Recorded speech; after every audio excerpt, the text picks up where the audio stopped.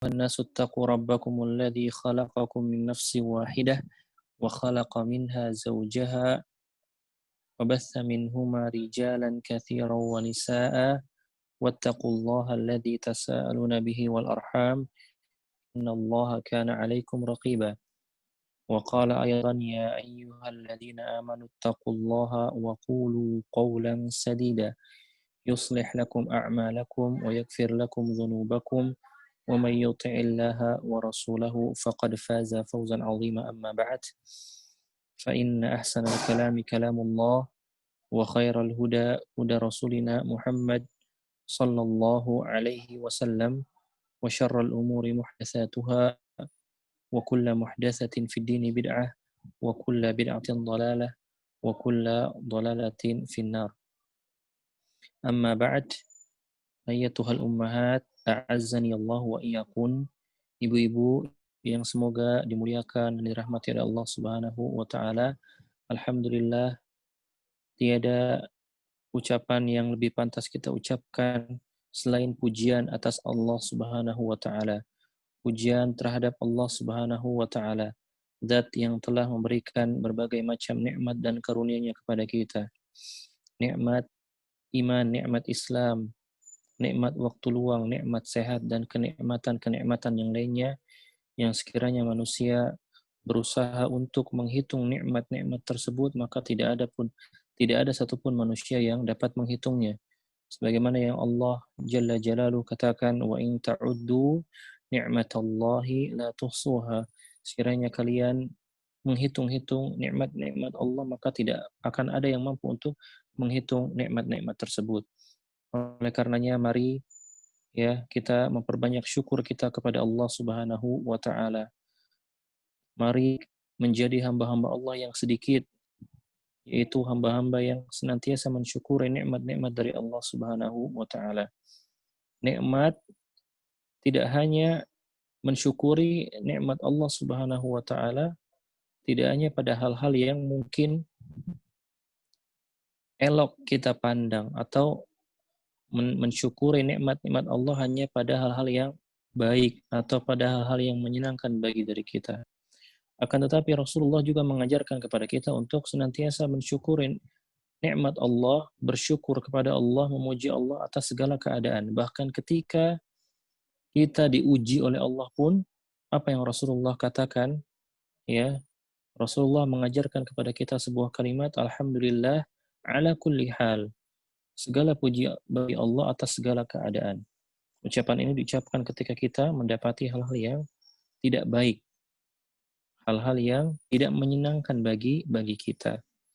Oleh karenanya, sekali lagi ini nasihat buat diri saya pribadi dan buat ibu-ibu sekalian untuk terus bersyukur atas nikmat Allah Subhanahu wa taala. Betapa banyak saudara-saudara kita, karib kerabat kita di luar sana yang mungkin sekarang sedang terpapar sakit, ya.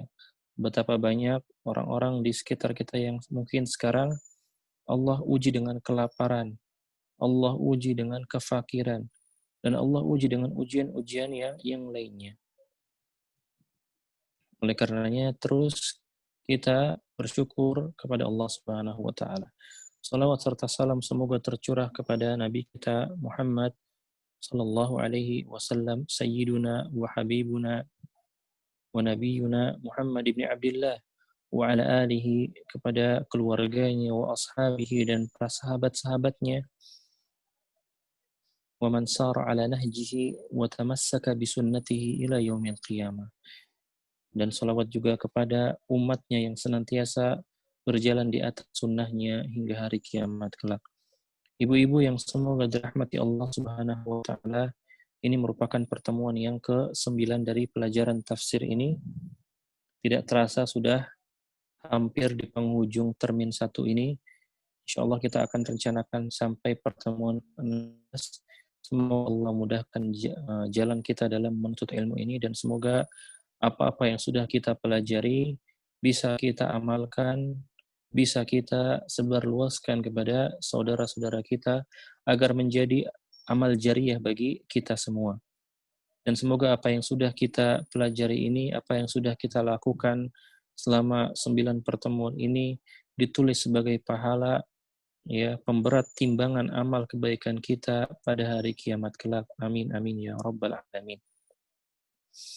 Ibu-ibu yang semoga dirahmati Allah Subhanahu wa taala, dan insya Allah hari ini kita akan masuk ke dalam surat berikutnya, surat yang mungkin agak sedikit panjang dibanding surat-surat yang lain yang ada di dalam juz 30, terutama surat-surat pendek. Surat Al-Bayyinah, ya, yang merupakan surat yang terdiri dari berapa ayat? Surat yang terdiri dari 6 ayat, ya, yang mana Allah Subhanahu wa taala di dalam surat ini akan menceritakan tentang keadaan orang-orang kafir, orang-orang ahlul kitab wal musyrikin, yang mana mereka berpecah belah, ya. Mereka berpecah belah ketika datangnya Nabi kita Muhammad sallallahu alaihi wasallam. Dan Allah juga di dalam surat ini akan menceritakan bagaimana balasan bagi mereka. Ya. Berpecah belah di sini maksudnya apa? Kita akan sama-sama simak dalam pelajaran yang akan kita pelajari pada malam hari ini. Ibu-ibu yang semoga dirahmati Allah Subhanahu wa taala, surat Al-Bayyinah, ya, yang kalau kita lihat dalam Al-Qur'an terjemahan artinya adalah pembuktian. Bayyinah, ya, artinya apa? Pembuktian. Saya akan bacakan terlebih dahulu surat Al-Bayyinah ini sebelum sama-sama pelajari tentang apa yang ada di dalam ayat atau apa yang ada di dalam surat Al-Bayyinah ini. Di sini Allah Subhanahu wa taala berfirman, A'udzu billahi minasyaitonir rajim. Bismillahirrahmanirrahim. Lam yakunil ladzina kafaru min ahlil kitabi والمشركين منفكين حتى تأتيهم البينة رسول من الله يتلو صحفا مطهرة فيها كتب قيمة وما تفرق الذين أوتوا الكتاب إلا من بعد ما جاءتهم البينة وما أمروا إلا ليعبدوا الله مخلصين له الدين حنفاء ويقيموا الصلاة ويؤتوا الزكاة وذلك دين القيمة إن الذين كفروا من أهل الكتاب والمشركين في نار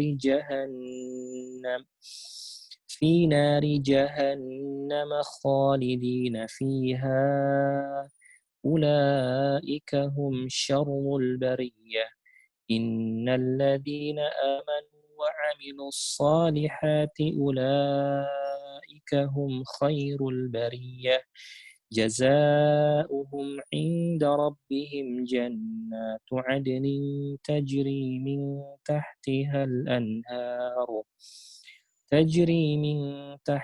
الأنهار خالدين فيها أبدا رضي الله عنهم ورضوا عنه ذلك لمن خشي ربه.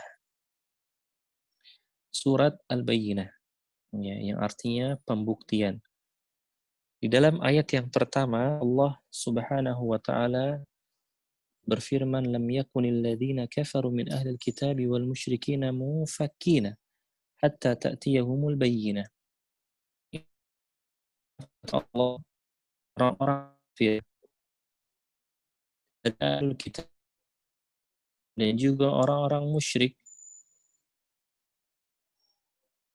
Jadi mereka ini mengatakan bahwasannya mereka tidak akan meninggalkan lam yakunil ladzina kafaru min ahli kitabi wal musyrikina mufakkina hatta ta'tiyahumul bayyinah. Orang-orang kafir dari ahlul kitab juga orang-orang musyrik, mereka mengatakan mereka tidak akan meninggalkan agama mereka hatta ta'tiyahumul bayyinah, sampai datang kepada mereka bukti, ya. Sampai datang kepada mereka bukti yang nyata. Ini yang Allah firmankan dalam ayat yang pertama. Maka di ayat yang lainnya Allah juga katakan wala tarda 'ankal yahudu walan nasara hatta tattabi'a millatahum. Dan orang-orang Yahudi dan Nasrani tidak akan ridho kepadamu sampai kalian mengikuti agama-agama mereka. Di ayat yang pertama ini Allah katakan lam yakunil ladzina kafaru min ahlil kitab. Apa yang dimaksud dengan ahlul kitab? Yang dimaksud dengan ahlul kitab adalah al-yahudu wan nasara. Orang-orang Yahudi dan Nasrani. Maksud mereka dinamakan dengan ahlul kitab karena mereka pemegang ya keyakinan kitab-kitab terdahulu. Orang-orang Yahudi berarti mereka ya keyakinan kitab Taurat. Orang-orang Nasrani mereka memegang keyakinan dengan kitab-kitab Injil, dengan kitab Injilnya. Lalu di ayat ini Allah Subhanahu wa taala mensifati mereka dengan orang-orang kafir. Ya. Ahlul kitab, Yahudi dan Nasrani termasuk orang-orang kafir. Dan Allah Subhanahu wa taala di dalam ayat ini menceritakan tentang keadaan mereka terdahulu sebelum diutusnya Nabi Shallallahu alaihi wasallam. Sebelum diutusnya Nabi dan sebelum turunnya Al-Qur'an, maka kitab-kitab mereka masih asli. Ya, masih asli. Tetapi setelah datangnya Shallallahu alaihi wasallam, lalu Allah turunkan mukjizat kepada Rasul kita, yaitu mukjizat terbesar Al-Qur'anul Karim, maka kitab-kitab sebelumnya itu sudah terhapuskan. Maka orang-orang setelahnya harus mengikuti syariatnya Nabi kita Muhammad Shallallahu alaihi wasallam. Dan jelas harus mengganti pedoman mereka yang tadinya menggunakan Taurat, Injil, maka harus diganti dengan Al-Qur'anul Karim. Ya. Kenapa mereka disebut kafir di sini? Karena apa? Karena mereka tidak mau mengikuti syariat yang datang setelah mereka, yaitu syariatnya Nabi Muhammad Sallallahu Alaihi Wasallam, yang dengannya diturunkannya Al-Quran. Padahal dikatakan, ya Al-Quran itu datang untuk menyempurnakan kitab-kitab sebelumnya. Penyempurna bagi kitab-kitab sebelum.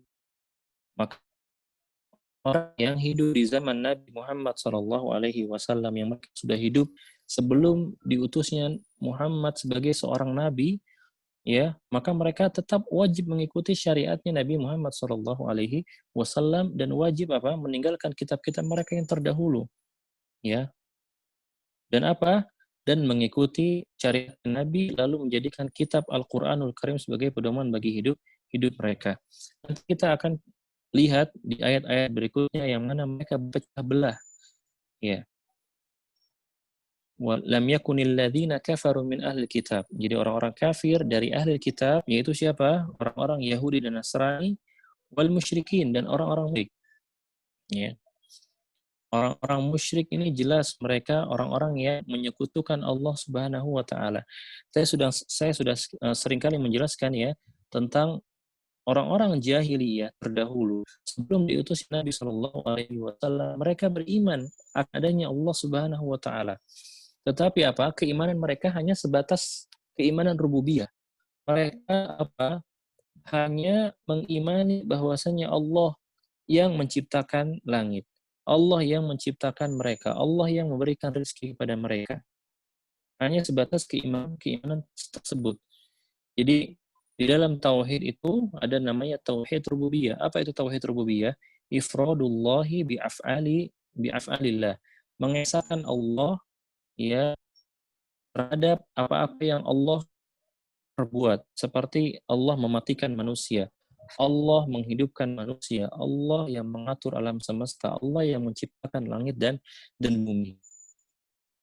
Lalu ini namanya tauhid uluhiyah, ifradullah bi af'alil ibad, yaitu mengesahkan Allah Subhanahu wa taala dengan apa? Dengan perbuatan-perbuatan hambanya, artinya seperti salat, zakat, ya berpuasa. Ini semua kita bukan hanya untuk Allah Subhanahu wa taala, meminta pertolongan, ya, meminta kemudahan hanya kepada Allah Subhanahu wa taala, meminta berkah hanya kepada Allah Subhanahu wa taala. Nah, yang tidak dimiliki oleh orang-orang musyrik adalah tauhid uluhiyah ini. Mereka meyakini Allah yang menciptakan langit bumi, mereka meyakini Allah yang menghidupkan mematikan manusia. Tetapi mereka ketika beribadah tidak mau meyakini bahwasanya ibadah mereka itu harus ditujukan kepada Allah Subhanahu wa taala. Ya. Ini masuk dalam perkara tauhid. Ini adalah keadaannya orang-orang musyrik terdahulu, dan sudah sering sekali. Maaf, sepertinya ini jaringannya Ustadz Fabilah ada kendala. Mungkin kita tunggu sebentar ya.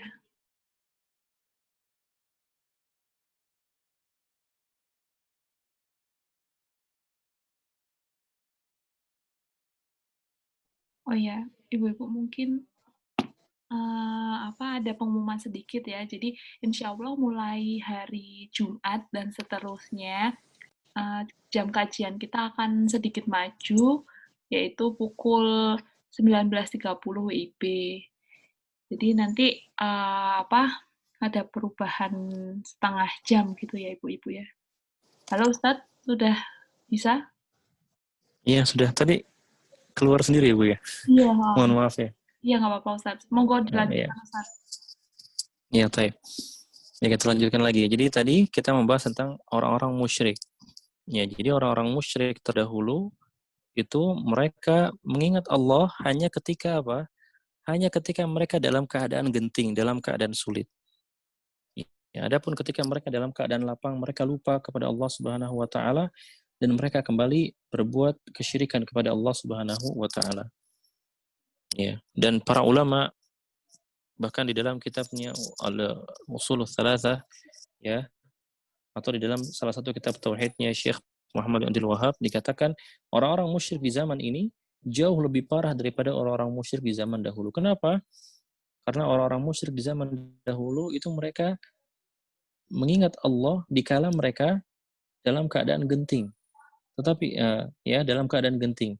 Lalu dalam keadaan lapang mereka lupa dengan Allah dan kembali berbuat syirik. Di zaman ini lebih parah lagi, dalam keadaan genting maupun keadaan lapang, mereka apa? Lupa kepada Allah Subhanahu wa taala, bahkan berbuat kesyirikan, menyekutukan Allah Subhanahu wa taala. Ketika misalnya kita dilanda dengan kemiskinan, kefakiran, kesulitan dalam berbisnis, kesulitan mungkin dalam mencari jodoh dan lain-lainnya. Lalu apa? Datang kepada dukun-dukun meminta jampi-jampi, meminta mantra, meminta ya jimat agar dagangannya laris, meminta yang lain, meminta lain-lainnya kepada sang dukun ini. Maka ini jelas kesyirikan ya, dan dosa syirik ini apa? Tidak akan Allah ampuni kecuali orang tersebut mau bertobat kepada Allah Subhanahu wa taala. Jadi ini penjelasan tentang orang-orang musyrik ya. Lam yakunil ladzina kafaru min ahlil kitabi wal musyrikina munfakina hatta ta'tiyahumul bayyinah. Jadi mereka ini mengatakan kami, kata orang-orang kafir dari ahli kitab dan orang musyrik, tidak akan meninggalkan agama kami ini sampai kepada kami bukti. Ya. Apa buktinya? Rasulun minallahi yatlu suhufan mutahharah. Seorang rasul yang membacakan ya, seorang rasul utusan Allah yang membacakan catatan-catatan yang suci, lembaran-lembaran yang suci. Ya. Yang dimaksud di sini adalah Al-Qur'anul Karim. Jadi mereka pada awalnya mengatakan tidak akan meninggalkan agama-agama mereka sampai datang kepada mereka bukti diutusnya seorang rasul yang membawa sebuah kitab. Ya, sebuah kitab di sini yang dimaksudkan adalah Al-Qur'anul Karim. Fiha kutubun qayyimah. Ya, kitab lembaran-lembaran yang di dalamnya terdapat kitab-kitab yang lurus, ya. Ya, maka dari ayat ini ya kita ulangi lagi dari ayat 1 sampai 3 ini Allah Subhanahu wa taala yang menjelaskan keadaan orang-orang kafir dari ahlul kitab dan orang musyrik, mereka tidak akan meninggalkan agama mereka sampai datang kepada mereka apa? Utusan dari Allah yang membawa lembaran-lembaran suci. Yang dimaksud dengan lembaran-lembaran suci adalah Al-Qur'anul Karim. Jadi ibu-ibu sekalian semoga dirahmati Allah. Orang-orang ya Yahudi, Nasrani ketika itu sebelum datangnya atau diutus Nabi Muhammad SAW, mereka itu beriman bahwasanya akan ada Rasul atau Nabi terakhir yang diutus oleh Allah Subhanahu wa Ta'ala. Dan itu sudah dituliskan di dalam kitab-kitabnya mereka, di dalam Taurat, di dalam Injil, ya. Di dalam kitab mereka itu dituliskan akan ada seorang Nabi terakhir yang Allah turunkan. Namanya siapa? Namanya Ahmad. Ya, namanya Ahmad. Ini sebagaimana yang dijelaskan oleh para ulama sirah ya ketika bercerita tentang bagaimana Nabi Shallallahu Alaihi Wasallam suatu ketika ikut berdagang. Ya, ketika itu Nabi SAW baru berumur berapa? 12 tahun kalau tidak salah. Nanti bisa kita ulang di kitab-kitab sirah. Ikut berdagang dengan siapa? Pamannya Ali bin pamannya Abu Talib. Ya, di tengah perjalanan menuju Syam, ya ternyata ada seorang rahib atau pendeta yang melihat adanya tanda kenabian yang ada pada diri Muhammad Shallallahu Alaihi Wasallam. Lalu apa? Pamannya ini diperintahkan oleh sang rahib, pendeta untuk jangan melanjutkan perjalanan. Karena apa? Bisa jadi Muhammad kecil ketika itu akan dalam bahaya. Ya. Jadi orang-orang Yahudi ketika itu, ibu-ibu sekalian semoga dirahmati Allah, mereka berharap Nabi terakhir itu datang dari kalangan mereka. Tapi ternyata Allah berkata lain, ya takdir berkata lain, Allah Subhanahu wa taala justru menurunkan nabi terakhir dari suku Arab, ya dari kalangan bangsa Arab ketika itu. Ya. Maka dengan penuh dengan rasa iri dan hasad, orang-orang Yahudi ini tidak suka, ya. Dan mereka tidak menerima takdir Allah Subhanahu wa taala. Oleh karena nanti kita akan melihat di ayat berikutnya, wa ma tafarraqal ladzina utul kitaba illa mim ba'di ma ja'atuhumul bayyinah. Ya, kata Allah Subhanahu wa taala, dan orang-orang yang telah didatangkan Alkitab. Ya, maksudnya orang ahlul kitab tidaklah berpecah belah melainkan sesudah datang kepada mereka bukti yang nyata. Ya, ternyata setelah datangnya Nabi Shallallahu alaihi wasallam, orang-orang ahlul kitab ini, orang-orang Yahudi dan Nasrani ini apa? Mereka berpecah belah. Berpecah belah di sini, berpecah belah artian di sini adalah ada mereka yang ikut beriman kepada Rasulullah Shallallahu Alaihi Wasallam, beriman terhadap apa yang dibawa Rasulullah SAW berupa Al-Quranul Karim. Ada juga yang berpecah, mereka-mereka yang tidak mau beriman kepada Nabi Shallallahu Alaihi Wasallam. Di antaranya tadi karena mereka iri, mereka hasad, mereka berharap Nabi terakhir datang dari golongan mereka. Ternyata apa? Allah Subhanahu Wa Taala menurunkan Nabi terakhir dari suku Arab, yaitu Nabi kita Muhammad SAW yang berasal dari suku Quraisy. Ya. Jadi ini ayat yang keempat. Ya. Jadi sekali lagi orang-orang Yahudi dan Nasrani di dalam kitab-kitab mereka Taurat dan juga Injil sudah disebutkan akan datang Nabi yang terakhir. Ya.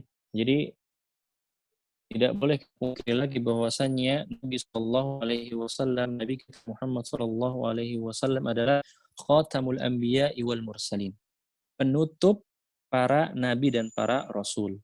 Maka tidak ada lagi setelah itu para nabi. Tidak ada lagi setelah itu Allah mengutus seorang rasul ataupun mengutus seorang nabi. Maka waliyadzubillah, ya setelah itu banyak bermunculan, ya termasuk masih di zaman para sahabat ada yang namanya Musailamah yang dijuluki dengan Musailamah al-Kadzab yang mengaku sebagai nabi. Bahkan sampai di zaman kita di beberapa tahun belakangan kita dihebohkan ada seorang yang mengaku dirinya sebagai nabi. Ya. Ada lagi kita juga pernah mendengar ada seseorang yang bernama Mirza Ghulam Ahmad yang dia juga mengaku dirinya sebagai nabi, waliyadzubillah. Ya. Jadi ini menguji keimanan kita sebagai seorang muslim. Ya, jadi kita wajib mengimani bahwasanya Nabi Muhammad Shallallahu Alaihi Wasallam adalah khatamul anbiya wal mursalin. Di Nabi Shallallahu Alaihi Wasallam, Nabi Muhammad adalah penutupnya para nabi dan juga para rasul. Tidak ada setelahnya nabi dan juga rasul yang diutus oleh Allah Subhanahu wa taala. Ya.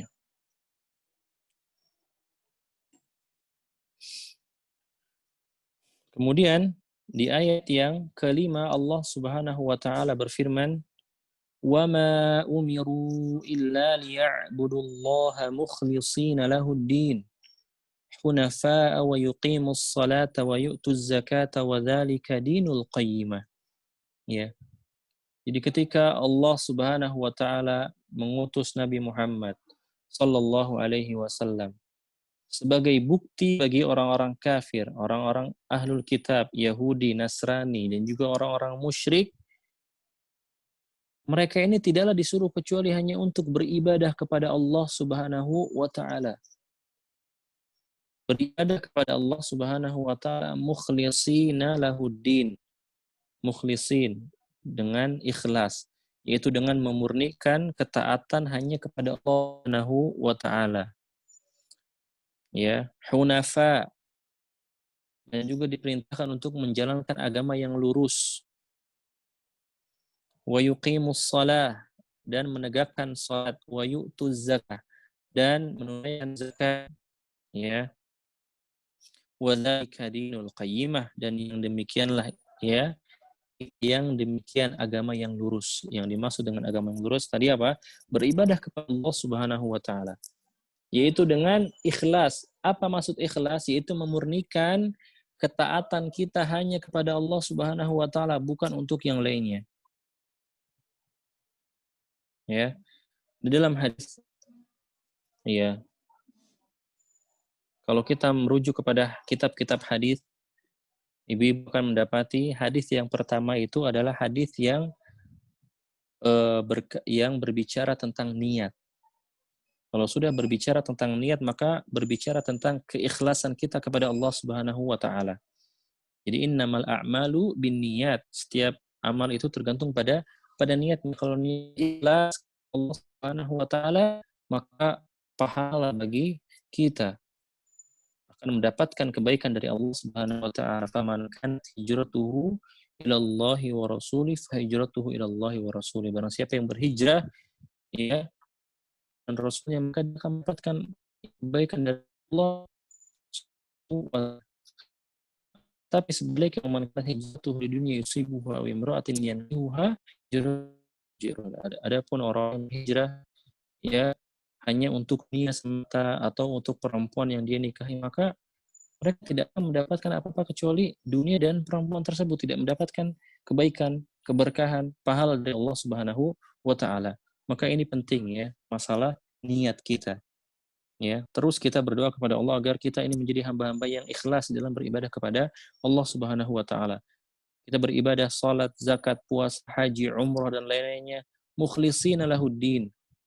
Mukhlisin, yaitu ikhlas karena Allah Subhanahu wa taala. Ibadah itu hanya kita tujukan untuk Allah Subhanahu wa taala, tanpa embel-embel dunia. Ya, kita melaksanakan ibadah haji umrah bukan untuk dikatakan ibu haja, bapak haji, tidak. Ya. Jangan sampai kita memiliki niat seperti itu. Jelas ini niatnya sudah duniawi. Ya, sudah melenceng dari ketaatan kepada Allah Subhanahu wa taala. Kita beribadah, membaca Al-Qur'an, ya, memperindah bacaan kita bukan untuk dikatakan sebagai qori. Kita belajar bukan untuk dikatakan sebagai alim. Kita bersedekah, berinfak bukan untuk dikatakan sebagai orang dermawan, tidak. Ya. Alangkah baiknya kita senantiasa menyembunyikan ibadah, amalan ibadah kita sebisa mungkin. Ya, agar apa? Agar keikhlasan kita di dalam beribadah ini terjaga, tidak tercampur dengan urusan-urusan duniawi. Ya, karena hati kita ini sangat-sangat lemah, ibu-ibu sekalian. Oleh karenanya sebisa mungkin kita sembunyikan ibadah kita, ya, agar tadi keikhlasan kita di dalam beribadah senantiasa terjaga. Lalu Allah Subhanahu wa taala juga hanya memerintahkan kepada kita untuk yuqimus shalah, mendirikan salat, ya. Mendirikan salat. Maka kita ketahui bahwasanya salat ini merupakan rukun Islam yang kedua setelah kalimat syahadat. Setelah kita bersaksi bahwasanya tiada ilah yang berhak disembah dengan benar selain Allah, dan juga bersaksi bahwasanya Muhammad adalah utusan Allah, Allah Subhanahu wa taala mewajibkan kepada kita, kewajiban berikutnya adalah melaksanakan sholat. Ya. Maka jangan sekali-kali kita remehkan masalah perkara sholat ini, Ibu sekalian. Di dalam pertemuan sebelumnya kita sudah mempelajari dalam tafsir surat Al-Ma'un. Di situ Allah mengatakan fawailul lil musallin. Orang yang sholat saja masih dikatakan celaka, yaitu orang-orang yang mereka lalai dari sholatnya. Orang-orang yang mereka riya, tidak ikhlas dalam sholatnya. Apalagi yang bolong-bolong sholatnya. Allah hanya memerintahkan kepada kita sholat 5 waktu.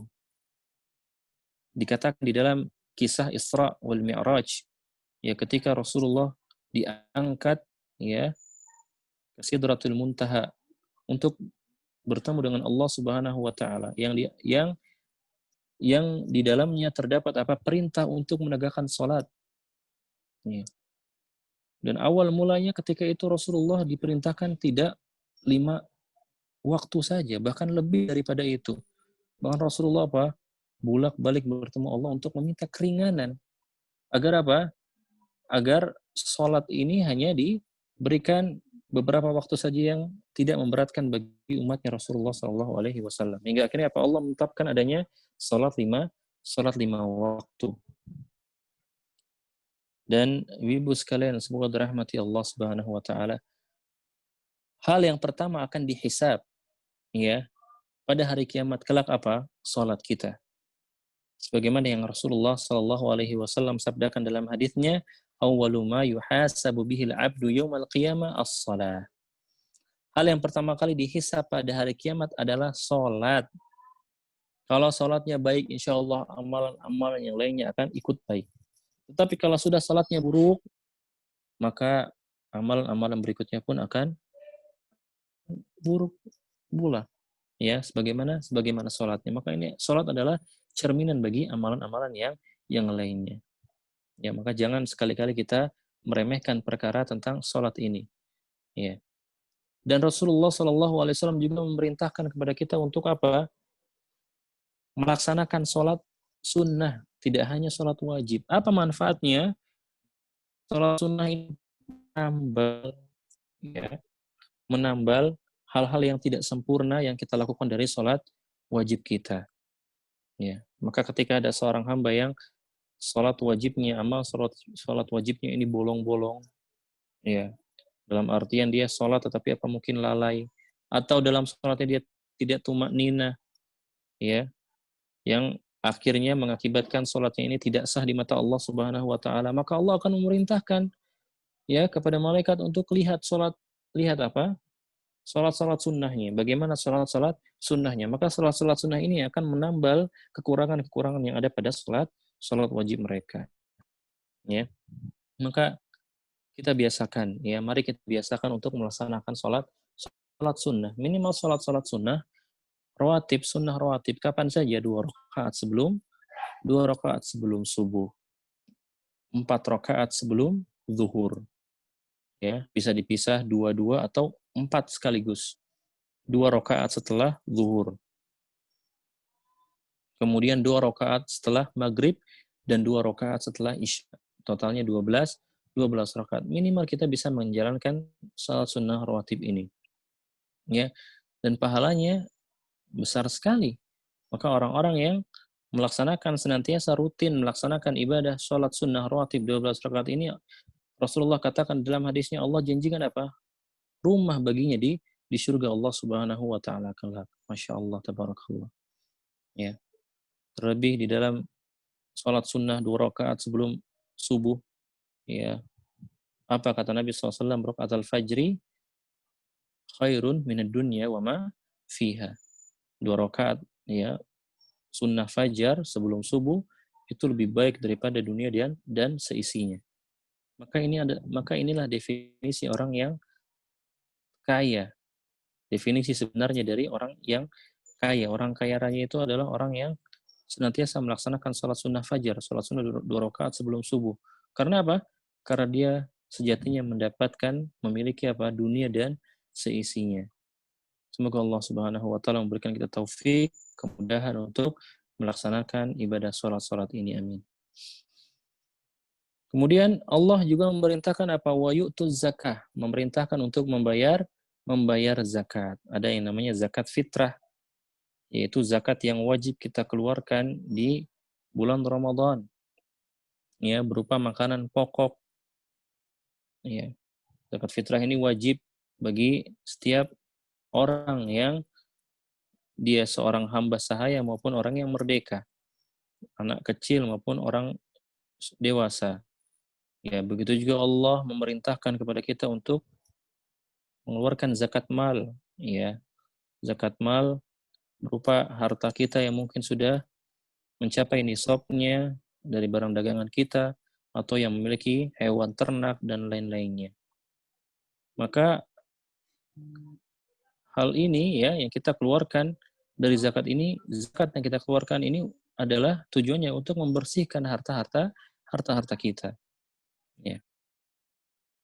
Wadzalika dinul qayyimah, dan itulah ya agama yang lurus. Ya, jadi ketika Allah Subhanahu wa taala menurunkan atau mengutus Nabi kita Muhammad sallallahu alaihi wasallam ya sebagai pembuktian kepada orang-orang kafir, ya. Dan di situ Rasulullah membawa syariat yang diperintahkan yang pertama apa tadi? Beribadah kepada Allah Subhanahu wa taala, yaitu mentauhidkan Allah Subhanahu wa taala. Kemudian juga kemudian Allah juga memerintahkan untuk menegakkan salat, menunaikan zakat, ya. Di ayat yang berikutnya Allah Subhanahu wa taala mengatakan, innal ladzina kafaru min ahlil kitabi wal musyrikina fi nari jahannam khalidin fiha. Sesungguhnya orang-orang kafir, ya, dari ahli kitab dan musyrikin, fi nari jahannam, mereka berada pada neraka jahannam, khalidina fiha, dan mereka kekal di dalamnya. Jadi orang kafir, mereka tidak mau bersaksi bahwasannya tiada ilah yang berhak disembah dengan benar kecuali Allah, dan juga tidak mau bersaksi bahwasannya Muhammad utusan Allah, di mana tempat mereka di neraka. Ya, ini juga sudah sering kita sama-sama pelajari atau saya jelaskan di pertemuan-pertemuan sebelumnya, bahwasanya orang kafir sebaik apapun dia, ya, sebaik apapun dia, meskipun dia misalnya banyak membantu orang-orang dalam kesulitan, ya, tetap kebaikan-kebaikan mereka itu tidak akan ada artinya, ya, karena mereka tidak mau bersyahadat, tidak mau mengakui bahwasannya Allah adalah satu-satunya zat yang berhak disembah dengan sebenar-benarnya.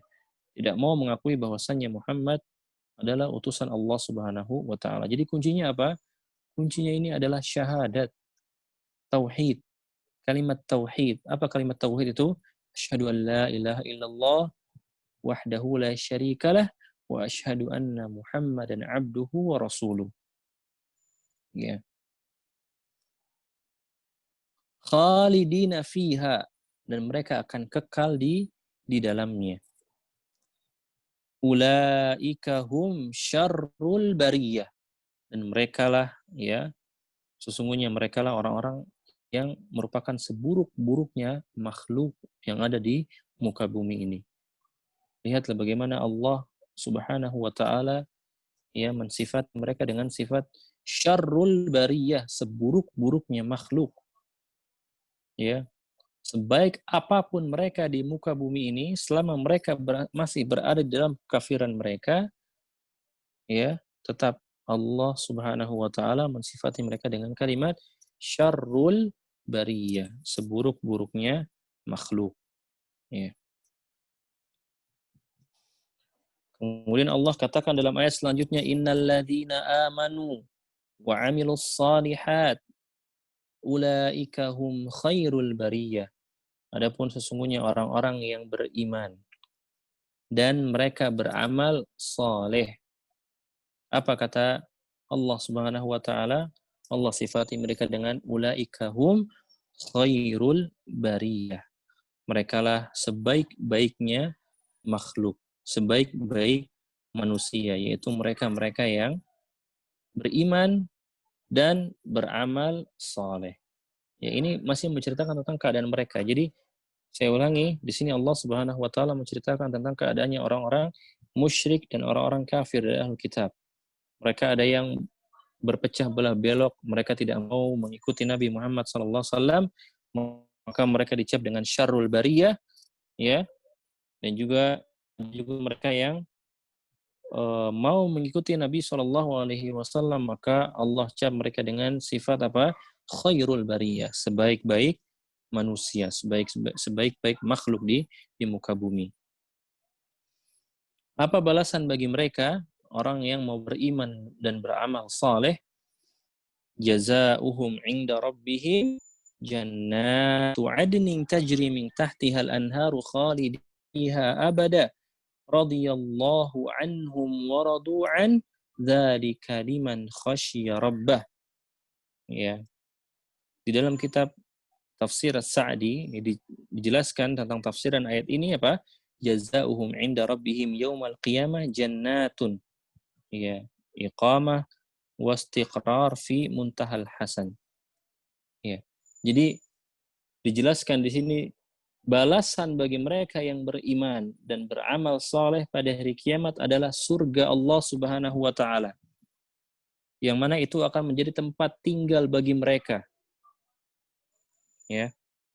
Tajri min tahti khusurihal anhar, yang mengalir di bawah apa? Istana-istananya sungai-sungai. Ya, khalidina fiha abada, dan mereka akan kekal di dalamnya, di dalam surga tersebut. Masya Allah, tabarakallah. Radiyallahu anhum, Allah ridha terhadap mereka. Faqubila a'maluhum salih, faqubila a'malahum as-salihah, maka Allah akan menerima amalan-amalan saleh mereka. Waradu anhu bima a'adda lahum, ya, dan mereka pun ridha terhadap Allah Subhanahu wa taala, ridha terhadap apa yang telah Allah janjikan kepada mereka dari kemuliaan. Maka inilah, ya, balasan bagi orang-orang yang mau beriman dan juga apa? Senantiasa melakukan amalan-amalan saleh, yaitu bagi mereka surga Allah Subhanahu wa taala yang mengalir di bawahnya sungai-sungai. Yang mengalir di bawahnya sungai-sungai. Ya, dan dikatakan Allah ini ridho terhadap mereka. Artinya ridho, Allah menerima amalan-amalan saleh mereka. Kapan amalan saleh seseorang itu diterima oleh Allah Subhanahu wa taala? Yang pertama, ketika amalan tersebut dilakukan dengan ikhlas lillahi taala. Memurnikan ketaatan kita, memurnikan tujuan kita dari ibadah tersebut hanya untuk Allah Subhanahu wa taala. Yang kedua, ketika amalan tersebut sesuai dengan ajaran Nabi kita Muhammad sallallahu alaihi wasallam. Maka ketika tidak ikhlas dan sesuai dengan Nabi, itu pun tidak diterima. Ataupun dia ikhlas tapi tidak sesuai dengan Nabi, itu pun tidak diterima. Amalan soleh kita akan diterima ketika amalan tersebut ikhlas dan sesuai dengan apa yang diajarkan oleh Nabi kita Muhammad sallallahu alaihi wasallam. Ibu sekalian, semoga dirahmati Allah Subhanahu wa taala. Sebelum kita berpindah kepada surat Al-Qadar, maka dari ayat ini kita lihat orang-orang kafir, Ahlul Kitab, mereka apa? Berpecah belah. Ya, ketika datang kepada mereka bukti, yaitu Nabi SAW dengan membawa Al-Quranul Karim. Begitu juga umat Islam. Ya, kita lihat bagaimana banyak umat Islam pun berpecah belah. Apa sebabnya? Apa sebab perpecahan ini? Karena apa? Karena mereka sama dengan yang terjadi pada orang-orang kafir. Mereka tidak mau mengikuti Rasulullah Shallallahu Alaihi Wasallam. Ya, yang pada akhirnya banyak di antara mereka berpecah belah karena membawakan hadis-hadis atau perkataan Nabi Shallallahu Alaihi Wasallam yang dhaif. Ya, di dalam hadis itu ada tingkatan-tingkatan. Yang pertama ada hadis sahih, ada hadis hasan, ada hadis yang dhaif. Sahih dan hasan bisa kita terima, bisa kita jadikan sebagai dalil dalam beragama. Adapun hadis dhaif, ya, maka tidak boleh kita berdalil atau berhujah, beralasan dengan menggunakan hadis dhaif ini. Ya, hadis dhaif atau hadis yang la aslalah, tidak ada asalnya. Ya, maka banyak sekali ya teman ibu-ibu sekalian semoga dirahmati Allah Subhanahu wa taala. Di negeri kita ini banyak sekali hadis-hadis dhaif yang tersebar di masyarakat. Ya. Dan ini berbahaya, berbahaya sekali. Ya, maka orang-orang yang menyebarkan hadis dhaif, ya, tentu kalau memang dia tidak tahu, insya Allah Allah akan ampuni. Akan tapi ketika sudah ada orang yang memberitahu dia, ya, sudah ada orang yang mengajarkan dia, memberikan ilmu kepada dia bahwasanya hadis tersebut dhaif, ya, dan ternyata dia tidak mau menerimanya dan terus untuk menyebarkan hadis-hadis ini, maka sungguh dia telah berkhianat atas nama Rasulullah Sallallahu Alaihi Wasallam. Dia telah berdusta atas nama Nabi Sallallahu Alaihi Wasallam. Apa balasannya? Man kadzaba alayya muta'ammidan falyatabawwa maq'adahu minan nar. Barang siapa yang ya yang berdusta atas namaku, atas diriku secara sengaja, maka ya falyatabawwa maq'adahu minan nar. Maka ya bersiap-siaplah, sudah disiapkan tempat duduknya di api neraka. Waliyadzubillah.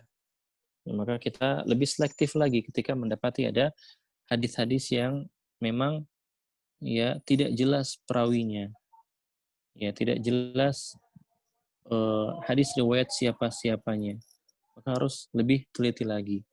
Ya, ini sebab dari perpecahan yang ada di kaum muslimin sendiri. Ya, mereka berpecah belah karena mereka apa? Tidak mengembalikan perkara mereka kepada Allah dan Rasul-Nya. Ya, tidak mengembalikan kepada Al-Quran, kepada hadis-hadis Nabi Shallallahu Alaihi Wasallam. Padahal kata Nabi Shallallahu Alaihi Wasallam, "Ma baqiya syai'un yuqarribu bihi al-'abdu ila al-jannah wa yuba'iduhu 'anil nar illa qad buyyina lakum." Kata Nabi Shallallahu Alaihi Wasallam, tidak tersisa sedikit pun apa-apa yang dapat mendekatkan seorang hamba kepada surga dan menjauhkan seorang hamba dari neraka kecuali sudah Rasulullah jelaskan semuanya. Ya. Bahkan di dalam Al-Qur'anul Karim Allah Subhanahu wa taala mengatakan, "Al-yauma akmaltu lakum dinakum." Pada hari ini telah aku sempurnakan agama kalian. Maka ketika turun ayat itu artinya apa? Syariat Allah Subhanahu wa taala yang Allah turunkan kepada Rasul kita Muhammad sallallahu alaihi wasallam telah sempurna. Tidak lagi butuh penambahan, tidak boleh lagi kita kurang-kurangi. Semuanya setelah sempurna. Ya, maka kita tinggal mengikuti apa-apa yang sudah Rasulullah ajarkan kepada kita melalui para sahabat. Ya.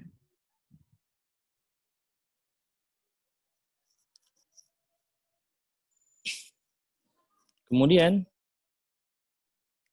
di ayat yang terakhir juga Allah katakan dzalika liman khasyya rabbah. Ya. Yang demikian itulah adalah balasan bagi orang yang takut terhadap Tuhannya, terhadap Rabb-nya, yaitu terhadap Allah Subhanahu wa taala. Selain mereka orang-orang yang beriman, beramal soleh, ya, kalau mereka sudah beriman, beramal soleh, mereka juga termasuk orang-orang yang senantiasa takut terhadap Allah Subhanahu wa taala. Maka dari ayat ini juga apa? Kita dapat ambil faedah di antaranya apa? Keutamaan al-khasyah, yaitu takut kepada Allah Subhanahu wa taala. Jadi khasyah, rasa takut kita kepada Allah Subhanahu wa taala akan membawa diri kita untuk senantiasa taat kepada Allah Subhanahu wa taala. Untuk senantiasa taat kepada apa yang Rasulullah Shallallahu alaihi wasallam ajarkan kepada kita. Takut terhadap apa yang Allah larang kepada kita, Rasulullah larang kepada kita. Ya. Ini dari di antara keutamaan khasyatullah, yaitu takut terhadap Allah Subhanahu wa taala. Ya, maknanya bisa kita juga dengan takwa. Kata Nabi SAW, ittaqillaha haitsuma kunta. Bertakwalah kepada Allah dimanapun kalian berada. Takutlah kepada Allah dimanapun kalian berada. Ya, kalau diri kita ini senantiasa diselimuti dengan rasa takut kepada Allah Subhanahu wa taala, maka dimanapun kita akan selalu berada dalam ketaatan kepada Allah Subhanahu wa taala. Ya, maka mari kita tumbuhkan apa dalam diri kita ini rasa takut kepada Allah Subhanahu wa taala. Dimanapun Allah bisa melihat kita, ya. Bahkan sekiranya kita di dalam gua pun yang tertutup dan tidak bisa dilihat oleh pandangan manusia, sesungguhnya Allah Subhanahu wa taala Maha Maha melihat. Ya, bisa melihat kita dimanapun kita berada. Baik, ibu-ibu yang semoga dirahmati Allah Subhanahu wa taala, itu tadi ya pelajaran tentang surat Al-Bayyinah. Lalu kita masuk ke dalam tafsiran surat Al-Qadr. Ustadz, Ya, sebelum Al-Qadr. sebelum dilanjutkan ini ada pertanyaan, boleh dijawab dulu nggak? Ini private sih, private. Oh, Assalamualaikum. yes. Ya, Assalamualaikum Ustadz. Izin bertanya, bagaimana jika ada seorang Muslim yang tetap menjalankan ibadahnya, namun lebih percaya manusia atau dukun untuk melancarkan urusannya? Bagaimana jika terjadi pada orang terdekat? Terima kasih Ustadz. Jadi mungkin minta bantuan kan Iya, di masyarakat tuh ada orang yang itu orang mm, pintar gitu kan. Itu tuh orang pintar tuh iya. apakah pasti dukun gitu. Terus itu gimana itu kalau kayak gitu? Masih. Ya, maka iya, baik. Barakallahu fiik wa jazakallahu khairan terhadap pertanyaan dari ibu yang bertanya. Baik, ya, banyak sekali di antara kita mungkin di sekitar kita banyak yang sholatnya jalan, ya, mereka ibadah sedekah, tetapi mereka juga percaya terhadap orang-orang yang mungkin sering disebut dengan orang pintar. Ya, pada dasarnya mereka ini ya peramal atau mungkin dukun, ya, mungkin bahasa kerennya sekarang orang pintar, padahal mereka ini adalah dukun. Eh, Jelas ini menjadikan Allah Subhanahu wa taala sebagai tandingan bagi Allah Subhanahu wa taala. Orang-orang yang masih mempercayai dukun atau orang pintar, jelas ini menjadikan tandingan bagi Allah Subhanahu wa taala. Dan Allah Subhanahu wa taala melarang hal ini, ya. Tidak boleh kita sebagai manusia menjadikan tandingan bagi Allah Subhanahu wa taala. Dan orang yang menjadikan tandingan ini masuk dalam kategori syirik tadi. Ya. Dan Allah tidak akan mengampuni dosa pelaku syirik kecuali dia bertaubat kepada Allah Subhanahu wa taala.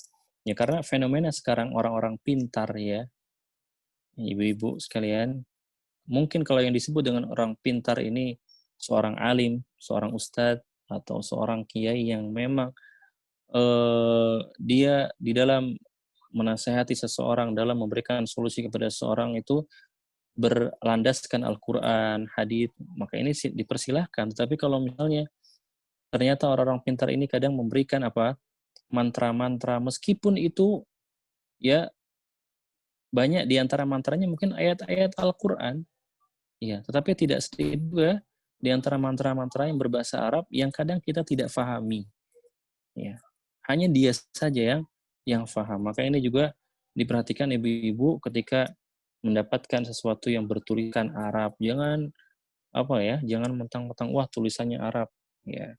Ini Al-Qur'an, ini hadis. Tidak semua yang bertuliskan dengan tulisan Arab itu Al-Qur'an maupun hadis. Ya, maka berhati-hati. Sekarang juga sedang ramai ya fenomena tulisan-tulisan Arab yang dijual di jalan-jalan, ya, yang mungkin orang mengiranya itu kaligrafi, padahal itu jimat atau mantra-mantra tertentu, ya, yang tidak akan bisa kita pahami.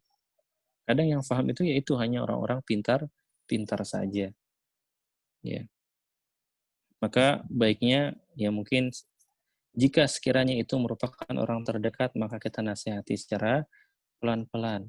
Kita nasihati pelan-pelan, semoga Allah Subhanahu wa taala memberikan kepadanya hidayah dari Allah Subhanahu wa taala. Jadi mungkin seperti itu, Ibu. Jadi Ya. tetap hal seperti ini menjadikan tandingan bagi Allah Subhanahu wa taala. Paginya mungkin dia beriman kepada Allah, ya, salat untuk Allah Subhanahu wa taala, sorenya dia kufur atau berbuat syirik, waliyadzubillah. Ya, jelas ini juga masuk dalam kategori musyrik, dan masuknya ini syirik besar jika masih mempercayai kalam-kalam atau perkataan-perkataannya orang-orang pintar ini. Ya. Jelas, Ibu? Ya. Ya, terima kasih Ustadz. Terus ini ada satu pertanyaan lagi. Ustadz, yang disebut ahli kitab apakah ahli kitab memang penghafal kitab di zaman dulu apa hanya pengikut Nasrani atau Yahudi? Hmm. Ya, yang dimaksud ahlul kitab adalah al-Yahud wan Nasara, orang-orang Yahudi dan Nasrani. Jadi bukan orang-orang yang menghafal, enggak. Jadi memang orang-orang yang menganut kitab-kitab terdahulu, yaitu Yahudi yang menganut kitab Taurat dan Nasrani yang menganut kitab Injil ketika itu. Ya, itu dinamakan dengan ahlul kitab. Dan ahlul kitab ya di dalam Al-Quran tetap dinamakan dengan kafir karena mereka tidak mau beriman terhadap Al-Quranul Karim. Jadi kalaupun sekarang masih ada orang-orang Yahudi, orang-orang Nasrani yang mereka menggunakan Injil, maka jelas itu semua kitab mereka semua sudah dirubah, ya sudah banyak perubahan yang diubah oleh manusia, oleh tangan-tangan manusia. Berbeda dengan Al-Quranul Karim, dari zaman pertama turunnya Al-Quran sampai sekarang itu tidak ada perubahan, ya. Karena apa? Karena Allah langsung yang menjaga. Sekiranya pun ada yang berubah satu huruf atau berubah satu harokat, berubah satu titik, pasti akan ketahuan. Karena Allah Subhanahu wa taala langsung yang menjaganya melalui para penghafal Al-Qur'anul Karim. Jelas, Ibu? Ya, oke. Bisa dilanjut, Ustaz. Mungkin nanti untuk ibu-ibu yang ingin bertanya bisa disampaikan di kolom komentar dulu dan Iya, saya tanyakan nanti setelah selesai. Monggo, Ustaz. iya. Iya, Ibu nanti sekiranya ada pertanyaan tadi pun yang mungkin jawabannya belum jelas, nanti bisa ditanyakan kembali Ibu ya. Barakallahu fikun. Selanjutnya, tafsir dari surat Al-Qadr. Al-Qadr akan surat terlebih dahulu. A'udzubillahi minasyaitonirrajim. Bismillahirrahmanirrahim. Inna anzalnahu fi lailatul qadr.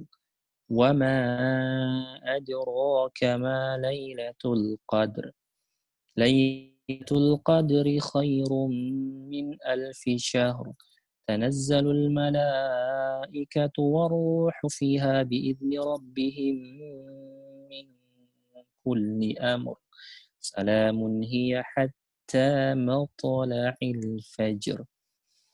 Surat Al-Qadr, ya, surat yang terdiri dari 5 ayat yang insya Allah kita semua sudah menghafalnya, dan mungkin banyak di antara kita yang juga sudah mengetahui tentang isi dari ayat-ayat ini. Ya, jadi surat Al-Qadr tadi artinya apa? Kemuliaan. Dalam ayat yang pertama, Allah Subhanahu wa taala berfirman, "Inna anzalnahu fi lailatul qadr." Sesungguhnya kami menurunkan hu. Di sini ada dhamir kata ganti hu yang kembali kepada Al-Quranul Karim. Sesungguhnya kami menurunkan Al-Quranul Karim fi Lailatul Qadar. Ya, pada malam Lailatul Qadar. Ya.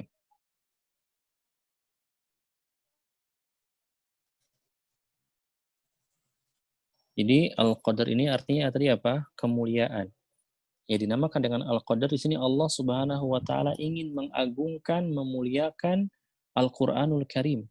Ya, karena sudah jelas di ayat pertama pun Allah katakan, sesungguhnya kami turunkan Al-Quran pada malam Lailatul Qadar. Jadi Lailatul Qadar artinya malam kemuliaan, ya, malam yang penuh dengan kemuliaan, keberkahan, rahmat dari Allah Subhanahu wa taala. Kapan malam Lailatul Qadar itu terjadi? Ya, malam Lailatul Qadar kalau kita lihat, ya, pada ayat yang lainnya di dalam surat Al-Baqarah misalnya Allah Subhanahu wa taala katakan syahrul ramadhan alladzi unzila fihi al-Qur'anu hudal linnas. Pada bulan Ramadan yang dimana Al-Quran diturunkan sebagai petunjuk bagi manusia. Ya, kalau kita gabungkan kedua ayat ini, maka Lailatul Qadar itu terjadi pada bulan suci Ramadan, syahru Ramadan. Ya. Inna anzalnahu fi Lailatul Qadar. Baik, kita coba lanjutkan ke dalam ayat berikutnya. Wa ma adraka ma Lailatul Qadar. Dan tahukah kalian apa itu malam Lailatul Qadar? Lihat Allah Subhanahu wa taala di ayat berikutnya menggunakan kalimat tanya. Ya, kita sudah jelaskan di tafsiran dari surat Al-Qari'ah, wa ma adraka mal qari'ah. Kita sudah jelaskan kalau Allah sudah bertanya menggunakan atau berfirman dengan menggunakan kalimat tanya ini, artinya sesuatu yang Allah tanya ini memiliki keutamaan, memiliki keagungan, ya. Maka Lailatul Qadar ini adalah sesuatu yang agung, yang mulia di sisi Allah Subhanahu wa taala. Sampai Allah bertanya di dalam surat ini dengan menggunakan uslub bertanya, dengan menggunakan kalimat tanya. Wa ma adraka ma Lailatul Qadar, ya.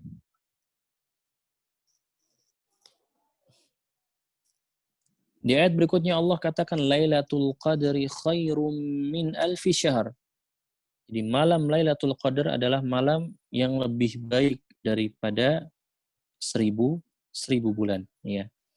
Jadi yang pertama tadi sesungguhnya kami menurunkan Al-Quran pada malam Lailatul Qadar.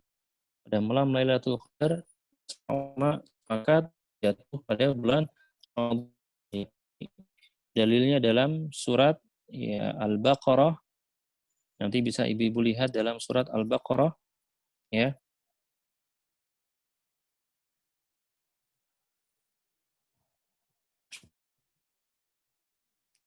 Dalam surah Al-Baqarah ayat 185, nanti bisa ibu lihat surat Al-Baqarah ayat 185. Allah katakan syahrul ramadan alladzi unzila fihi al-Qur'an.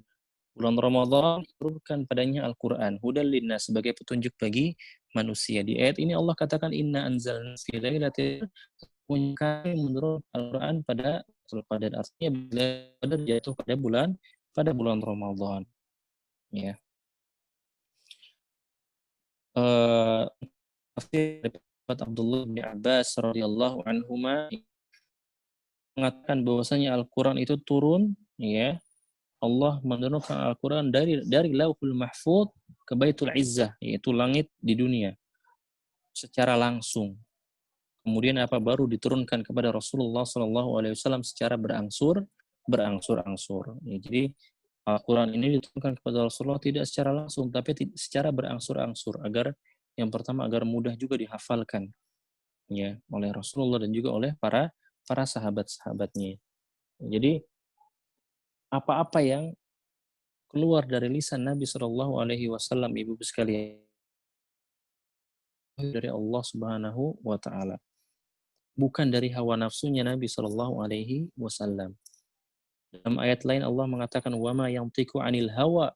Rasulullah itu tidak berucap sesuai dengan hawa nafsunya. In huwa illa wahyu yuha. Melainkan itu semua merupakan wahyu dari Allah Subhanahu wa taala yang Allah wahyukan kepada Nabi kita Muhammad sallallahu alaihi wasallam.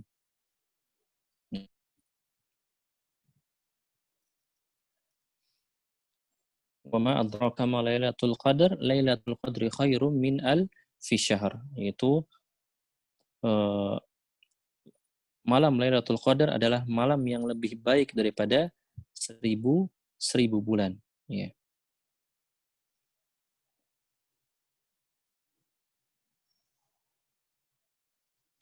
Dan di antara keutamaan malam Lailatul Qadar ini, ibu sekalian, semoga dirahmati Allah Subhanahu wa taala, disebutkan, ya, di dalam hadis yang diriwayatkan oleh Anas bin Malik radhiyallahu anhu.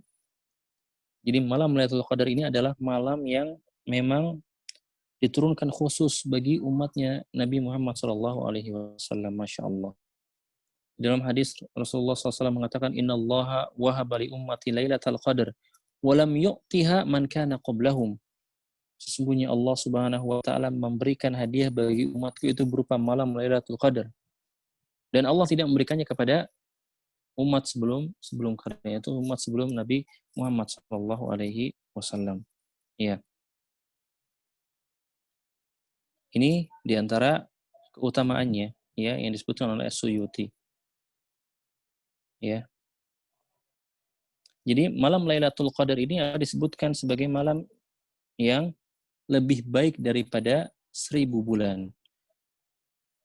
Keutamaan lainnya Allah Subhanahu wa taala berfirman dalam surat berikutnya, dalam ayat berikutnya apa? Tanazzalul malaikatu warruh fiha biidzni rabbihim min kulli amr. Yang pada malam tersebut malaikat turun. Warruhu fiha biidzni rabbihim min kulli amr. dan malaikat Jibril. Jadi al-malaika itu para malaikat dan ar-ruh di sini maknanya adalah malaikat Jibril ya. Jadi nama lain dari malaikat Jibril apa? Ar-ruh. Malaikat Jibril alaihissalam turun ya dengan izin dari Allah Subhanahu wa taala untuk mengatur segala urusan. Salamun hiya hatta matla'il fajr ya. Dan keselamatan ya sampai apa? Terbitnya fajar. Ibu-ibu sekalian semoga dirahmati Allah Subhanahu wa taala. Jadi surat ini jelas sekali ya menjelaskan tentang sebuah malam yang Allah Subhanahu wa taala muliakan, yaitu malam Lailatul Qadar. Kita akan jelaskan sedikit tentang malam Lailatul Qadar ini. Jadi malam Lailatul Qadar yang di dalam ayat ini Allah sebutkan lebih baik daripada 1000 bulan. Ya, artinya ketika kita sholat pada malam tersebut, ya, para ulama mengatakan artinya sholat tersebut lebih baik daripada 1000 bulan, atau bahkan amal ibadah kita ya dilipat gandakan oleh Allah Subhanahu wa taala dibanding malam-malam selain dari malam Lailatul Qadar. Oleh karenanya Rasulullah Shallallahu alaihi wasallam memerintahkan kepada kita untuk memperbanyak ibadah, berdoa, sholat, berzikir, membaca Al-Qur'anul Karim dan ibadah-ibadah yang lainnya. Kapan malam Lailatul Qadar itu terjadi? Ya, di sini para ulama ya berselisih pendapat tentang terjadinya malam Lailatul Qadar. Akan tetapi mengambil dari hadis yang paling kuat bahwasanya Nabi SAW bersabda taharrau Lailatul Qadri fil ashr al-awakhir min Ramadan. Carilah malam Lailatul Qadar itu di 10 hari terakhir dari bulan Ramadan. Oleh karenanya apa Nabi SAW mengkhususkan ya untuk disunahkan apa? Untuk beriktikaf, berdiam diri di masjid. Kenapa? Tujuannya agar kita lebih fokus dalam beribadah kepada Allah Subhanahu wa taala. Bukan berarti orang-orang yang tidak iktikaf itu tidak mendapatkan Lailatul Qadar, tidak. Ya. Orang-orang yang mungkin berada di rumah pun insya Allah masih diberikan kesempatan untuk mendapatkan malam Lailatul Qadar. Tidak mesti dia beriktikaf di masjid. Lalu lebih tepatnya kapan? Ya, di dalam hadis lainnya Rasulullah SAW mengatakan di malam-malam ganjil. Ya, di dalam hadis juga pernah Rasulullah SAW mengatakan ada di malam 20-21. Di malam 21 ini, dalam hadis ini Rasulullah menceritakan kepada para sahabatnya. Ya, adapun detailnya, maka kita diperintahkan untuk terus mencarinya di 10 hari malam terakhir. Tidak ada pengkhususan, ya. Apalagi kita sampai mengkhususkan ibadah hanya pada malam tertentu saja. Ya kalau kita lihat di Arab Saudi, kalau mungkin ibu-ibu yang sudah berkesempatan umrah Ramadan, di malam 27 itu ramai sekali. Ya, banyak orang yang melaksanakan ibadah umrah. Maka para ulama ya mengatakan hal ini jelas suatu perkara yang diada-adakan. Mereka umrah tidak mengapa, tapi mereka meyakini adanya keutamaan tersendiri di umroh di hari ke-27. Padahal tidak ada satupun dalil yang menjelaskan tentang hal ini. Atau bahkan dalil yang menjelaskan untuk pengkhususan umroh di malam 27 Ramadan. Tidak, Rasulullah menyuruh kita untuk mencari malam Lailatul Qadar itu di 10 hari terakhir di bulan Ramadan. Ya, makin di antara banyak kesalahan dari kaum muslimin. Ya.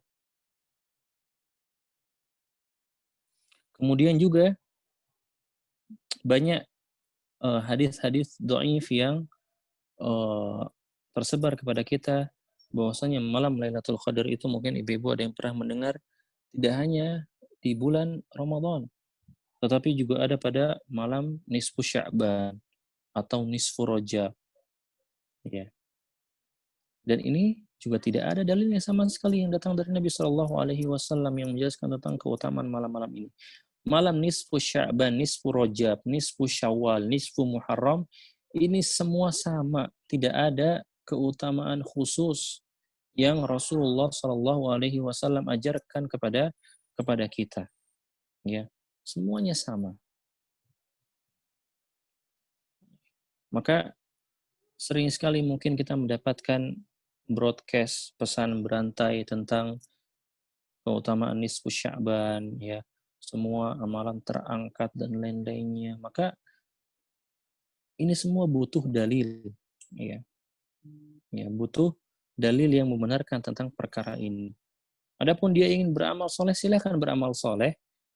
Tetapi apa tanpa meyakini adanya keutamaan atau tanpa meyakini bahwasanya Nabi SAW pernah membawakan sebuah hadis tentang keutamaan malam nisfu Sya'ban ini. Ya. Jadi malam nisfu Sya'ban ini sama seperti malam nisfu bulan yang lainnya, tidak memiliki keutamaan khusus. Yang memiliki keutamaan yang jelas adalah malam Lailatul Qadar yang Rasulullah dan Allah kabarkan kepada kita. Yang Rasulullah tadi kabarkan apa? Kita diperintahkan untuk mencari apa? Taharraw Lailatul Qadar fil ashril awahir min Ramadan. Kita diperintahkan untuk mencari Lailatul Qadar itu di 10 hari terakhir di bulan Ramadan. Ya. Kemudian di ayat ini juga, di antara keutamaan Lailatul Qadar tadi, Allah menjelaskan bahwasanya malaikat turun ke langit dunia.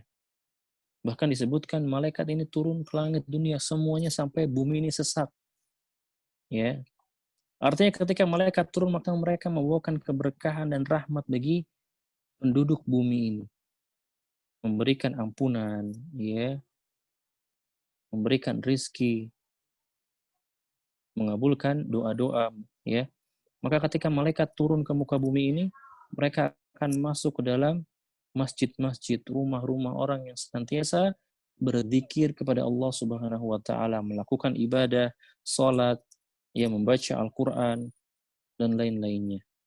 Maka dari ayat ini juga kita dapat mengambil faedah, benarlah apa yang Rasulullah SAW sabdakan tentang apa? Bahwasanya malaikat itu tidak mau masuk ke dalam rumah seseorang. Yang apa? Jadi dalam hadis Rasulullah SAW mengatakan bahwasanya malaikat itu tidak mau masuk ke dalam rumah yang di dalamnya terdapat foto-foto. Ya, foto-foto di sini foto-foto makhluk hidup. Dan juga Rasulullah mengatakan malaikat ini tidak mau masuk ke dalam rumah yang di dalamnya terdapat anjingnya. Iya. Dan ini kata Nabi Shallallahu Alaihi Wasallam. Oleh karenanya ibu-ibu, ya, yang mungkin di dalam rumahnya masih terpampang foto-foto, alangkah baiknya foto-foto tersebut apa? Kita jadikan di album-album saja tanpa kita memajangnya. Ya, karena kata para ulama ini masuk dalam keumuman hadis ini, memajang foto-foto, ya. Bahkan ada sebagian ulama yang begitu keras tentang masalah foto ini. Foto itu tidak boleh kecuali untuk perkara-perkara darurat seperti KTP, SIM, ya, atau perkara-perkara darurat yang lainnya, paspor dan lain-lainnya. Ya. Karena dampaknya akan besar sekali bagi kita, ya, terutama apa? Agar kita terhindar dari penyakit ain. Ya, tidak hanya di rumah. Kita juga harus senantiasa menjaga diri kita dari sosial media, banyak memposting foto-foto kita, ya. Jika ada orang yang iri dengan kita, melihat foto kita dengan pandangan jahat, maka imbasnya akan kepada diri kita karena penyakit ain. Ya. Dan penyakit ain ini bahkan dapat menyebabkan seseorang itu mati. Wal'iyadzubillah. Oleh karenanya dikurangi. Ya, atau bahkan jangan sama sekali kita coba untuk memposting foto-foto kita. Lebih perawat ibu kalian, ya, ini merupakan fitnah bagi kaum laki-laki, ibu-ibu. Ya, bahkan dikatakan dalam kitabnya Imam Ibnu Qayyim al-Jauziyah, ya, jadi setan itu akan menghiasi perempuan dari ujung rambut sampai ujung kaki. Ya. Meskipun bercadar sekalipun, matanya saja kadang menjadi fitnah bagi kaum laki-laki. Ya. Karena kita dari penyakit ain dan juga agar kita tidak menjadi fitnah bagi para orang-orang di luar sana. Jadi ini penjelasan tentang surat Al-Qadr, itu menjelaskan tentang malam Lailatul Qadr, yaitu malam yang mulia yang mana di dalamnya diturunkan Al-Qur'anul Karim. Dan malam Lailatul Qadar ini terjadi sampai kapan? Salamun hiya hatta matla'il fajar, sampai terbitnya matahari. Setelah terbit matahari maka sudah selesai malam Lailatul Qadarnya ini. Barakallahu fikun, hadanallahu wa iyyakunna ajma'in. Apa-apa yang benar datang dari Allah Subhanahu wa taala dan apa-apa yang salah datang dari kekhilafan saya pribadi. Maka saya memohon ampun kepada Allah atas segala kesalahan, kekhilafan dalam ucapan maupun perbuatan. Silakan ibu-ibu bagi yang ingin bertanya ataupun masih kurang jelas bisa bertanya secara langsung ataupun via chat di Zoom ini. Barakallahu fikum. Iya, terima kasih Ustadz Abdillah. Terus bagi ibu yang mau bertanya, oh ya ini ada Ustadz. Assalamualaikum Ustadz. Misalnya kita majang foto kita di foto profil, tapi dari belakang, tidak ditampakkan muka kita. Apakah boleh Ustadz? Ya. Barakallahu fiki. Wallahu ta'ala alam bisawab untuk masalah boleh atau tidaknya. Ya, tapi insya Allah itu lebih terjaga dibanding kita menampakkan wajah kita. Ya, akan tapi mungkin lebih baiknya kita menggunakan foto profil dengan benda-benda lainnya seperti pemandangan, mungkin yang lebih terjaga. Kadang ya bagi kita pribadi, misalnya laki-laki, ibu sekalian ya, justru itu kadang membuat rasa penasaran, ya. Terlebih mungkin orang-orang yang bercadar, yang mereka sering memamerkan foto-fotonya di sosial media, di Instagram, ya. Kadang dari belakang aja bikin orang tambah penasaran. Akhirnya apa menyebabkan fitnah. Akhirnya dia coba untuk DM atau japri, ya, atau chat dan lain-lainnya. Dan ini bisa menimbulkan fitnah. Alangkah baiknya tadi mungkin menggunakan foto-foto lain seperti pemandangan dan yang lain-lainnya. Barakallahu fiki. Ya, terima kasih begitu ya Ibu ya. Ada lagi? Ya, jadi Ibu mungkin memang agak berat ya dalam masalah ini. Iya. Ya, dalam masalah foto ini memang agak berat ya. Cuman memang ya ini adalah kebenaran yang harus Ana sampaikan dan memang banyak juga ya di antara kita yang masih sering masih sering lalai tentang hal-hal seperti ini, terutama masalah foto-foto di sosial media.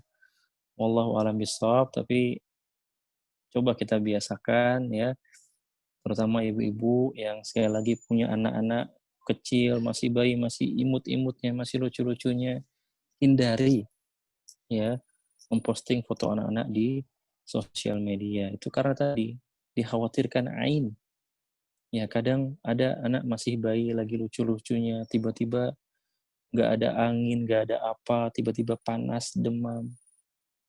Ya, padahal kita sudah berikan asupan dia gizi yang baik, ya lingkungan yang bersih, tiba-tiba dia demam. Ya bisa jadi ini karena ain.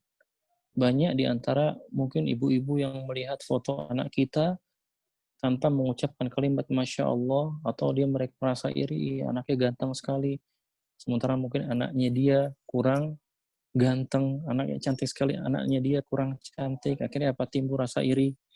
Ya, dan ini akan berdampak pada anak kita. Oleh karenanya dihindari. Ya, cukup ibu dan suami ibu saja atau saudara-saudara yang tinggal bersama ibu yang bisa melihat secara langsung anak ibu. Ataupun misalnya sekalipun ada orang yang datang menjenguk anak ibu, jangan sungkan-sungkan ya untuk mengingatkan kepada mereka, ucapkan Masya Allah. Ya, ucapkan Masya Allah kepada anak kami. Kalau misalnya memang itu membuat takjub mereka, ucapkan Masya Allah. Jangan lupa ucapkan Masya Allah. Jadi orang, kalau di Indonesia mungkin, wallahu alam dampaknya ini kecil, tapi di negeri-negeri seperti Arab Saudi dan lain-lainnya itu dampaknya besar sekali. Tidak hanya foto, bahkan apa rumah, toko, ya kalau kita lihat rumah, toko mereka tuh di depannya itu dipampang kalimat Masya Allah, agar setiap orang yang pertama kali melihat toko rumah mereka itu, mereka langsung spontan mengucapkan Masya Allah. Mobil mereka pun di belakang ditulis Masya Allah. Ya, agar yang pertama kali diucapkan ketika melihat itu mereka mengucapkan kalimat Masya Allah. Karena apa? Karena mereka saking takutnya terhadap yang namanya penyakit ain atau mata jahat. Ya, karena kalau kita sedang di atas pasti banyak orang yang iri dengan kita. Itu orang kaya sekali, itu orang mobilnya bagus sekali. Akhirnya timbul rasa iri. Kemudian memandang dengan pandangan yang jahat. Ya. Dan jangan lupa untuk senantiasa memperbanyak zikir kepada Allah Subhanahu wa taala agar kita terhindar dari yang namanya penyakit ain. Barakallahu fiki. Ada lagi? Ya, benar-benar. Atau mungkin ini ibu-ibu, jadi kalau misalkan punya apa anak tapi pengen posting di media sosial, mungkin bisa buat akun private ya. Jadi khusus anaknya, kan sekarang zaman sekarang kan kalau misalkan nyetak foto gitu kan udah jarang sekali Ustaz. Jadi mungkin bisa tetap diposting tapi di private. Jadi di dalam Instagram itu yang di follow atau yang memfollow itu cukup ayah ibunya aja buat dokumentasi pribadi gitu. Terus yang Iya. ada pertanyaan berikutnya Ustadz. Ustadz kalau posting foto buat barang dagangan gimana? Atau mungkin sekarang kan musim webinar gitu kan, pembicaranya siapa gitu ya, Iya. itu gimana itu? Iya. Nah, ya begitu juga tadi saya sebutkan ya. Ini diantara ini yang saya alami ya ketika hidup di negeri-negeri Arab. Ketika memposting pun mereka akan menulis apa? Diawali dengan, makanya ketika ada postingan barang, lalu ibu akan membuat caption ya, membuat status pada untuk postingan tersebut. Awali dengan Bismillahi Masya Allah. Ya, Bismillahi Masya Allah. Dan ini yang saya lihat ketika terutama orang-orang Arab ya, bahkan di mall pun ketika ada diskon, ya misalnya di salah saya pernah di Mesir, kemudian di Arab Saudi sendiri, ketika ada diskon, mereka akan menulis Bismillahi Masya Allah. Misalnya mereka akan mencantumkan harga share segini, kemudian ba'da khosam segini, setelah diskon segini. Jadi mereka awali dengan Bismillahi Masya Allah. Jadi mungkin ibu bisa memposting barang dagangan. Lalu ibu berikan caption Bismillahi Masya Allah. Misalnya telah hadir minuman sehat bla bla bla bla, bagi yang ingin bisa menghubungi ke nomor sekian sekian sekian. Jadi alangkah baiknya kita menggunakan, dan ini bukan merupakan hal yang buruk, dan ini bisa menjadi ajang dakwah bagi kita untuk ke yang lainnya. Kita awali dengan Bismillah ya. Segala sesuatu kita sudah mempelajari tafsir Bismillah. Segala sesuatu yang dimulai dengan Bismillah maka dia akan mendapatkan keberkahan dari Allah. Dan segala sesuatu yang tidak dimulai dengan Bismillah fahwal abtar. Ya, segala sesuatu yang tidak dimulai dengan Bismillah maka apa? Akan terputus baginya keberkahan dan kebaikan dari Allah Subhanahu wa taala. Jadi saran saya seperti itu Ibu. Ya, ketika menulis caption atau status dari barang dagangan Ibu bisa diawali dengan Bismillah Masya Allah. Ya, terima kasih Ustadz. Jangan lupa ibu-ibu Bismillahi Masya Allah. Masya Allah. Iya. Terus ini, yang kedua Ustadz, sholat fajar itu termasuk sholat syuruk dan sholat duha. Benar atau enggak? Sholat fajar itu sholat sunnah sebelum subuh Ibu. Kalau sholat duha dan sholat syuruk itu berbeda lagi. Jadi sholat syuruk beda, sholat duha pun beda. Ya, jadi sholat fajar itu sholat sunnah 2 rakaat sebelum subuh. Yaitu yang dimaksud dengan sholat fajar. Sholat sunnah fajar. Barakallahu fiik. Ya, begitu ya. Ada lagi? Jadi kalau sholat syuruk itu kapan waktunya? Sholat syuruk itu kapan waktunya, Ibu? Ada yang tahu? Atau biasanya disebut sholat isyraq ya. Kapan sholat isyraq itu? Jadi sholat isyraq itu setelah beberapa menit setelah matahari terbit, bukan pada pas matahari terbitnya, tidak ya. Jadi kalau di masjid itu kalau ada mungkin di waktu sholat ada namanya syuruk ya, waktu syuruk. Biasanya kan imsak, subuh, syuruk ya. Duhur, asar, maghrib, isya. Nah, kapan kita diperbolehkan untuk melaksanakan sholat syuruk? Beberapa menit, 5 menit atau 10 menit setelah waktu syuruk. Jadi bukan pas waktu terbitnya matahari. Justru di waktu terbitnya matahari, ketika terbit itu nggak boleh kita melaksanakan sholat. Di antara waktu terlarang adalah ketika waktu terbitnya matahari. Maka sholat syuruk itu dilakukan 5 menit atau 10 menit setelah waktu syuruk. Barakallahu fiki. Ya. Keutamaannya apa? Ya, keutamaannya disebutkan dalam hadis Nabi Shallallahu Alaihi Wasallam, "Man shallal ghadati fi jama'atin, thumma qa'ada yadhkurullaha hatta tatlu asy-syams, thumma shalla rak'ataini kanat lahu ka ajri hajjatin wa umratin tammatin." Barang siapa yang salat subuh berjamaah, ya, kemudian dia duduk, dalam riwayat lain dia menetap di masjid, ya, untuk berzikir kepada Allah Subhanahu wa taala sampai terbitnya matahari, maka dia pahalanya itu seperti pahala umroh dan haji sempurna. Sempurna. Artinya di sini Rasulullah ingin meyakinkan pahalanya itu benar-benar seperti pahala umroh dan haji. Ini bagi laki-laki ya. Jadi bagi laki-laki yang mau sholat isyraq, yang mau dapat pahala umroh, habis sholat subuh jangan pulang, tapi menetap di masjid, berzikir, membaca Al-Quran sampai syuruk, lalu sholat syuruk baru mendapatkan pahala haji dan umroh. Begitu juga mungkin ibu-ibu yang di rumah, ya sholat subuh, setelah subuh itu jangan tidur lagi, jangan tidur bangun-bangun syuruk sholat, tidak. Setelah sholat subuh berzikir, zikir pagi petang, membaca Al-Quran sampai waktu syuruk, 5 menit kemudian baru melaksanakan sholat syuruk. Jadi seperti itu, Ibu. Barakallahu fiki.